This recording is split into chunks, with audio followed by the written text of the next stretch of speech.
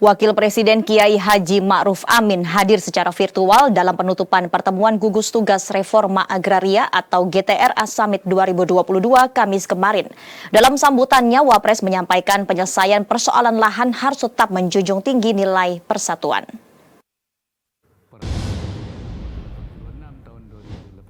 Reforma agraria sebagai program strategis nasional memiliki peranan penting dalam rangka mengurangi ketimpangan penguasaan dan kepemilikan tanah. Implementasi program reforma agraria harus dapat menjunjung tinggi nilai persatuan agar tidak menimbulkan perpecahan antar warga dan dapat memegang teguh keadilan sosial.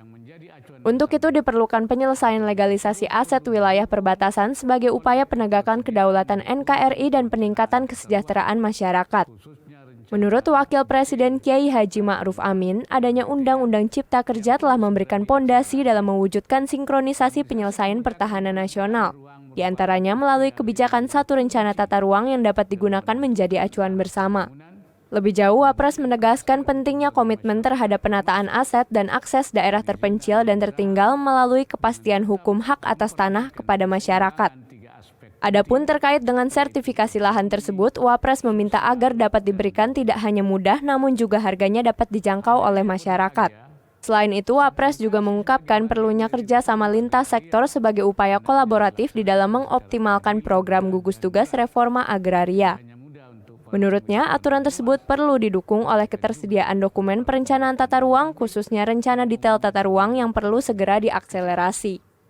Secara khusus saya juga ingin menekankan bahwa penataan aset dan akses di wilayah pesisir serta daerah terpencil dan tertinggal membutuhkan komitmen antara lain dengan memberikan kepastian hukum hak atas tanah. Oleh karena itu saya minta penyelesaian persoalan lahan di wilayah-wilayah perbatasan seperti legalisasi aset pada 111 pulau-pulau kecil terluar harus menjadi perhatian kita bersama. Legalisasi aset sangat penting untuk menegakkan kedaulatan NKRI dan menghindari konflik terkait status hukum wilayah negara dengan negara lain.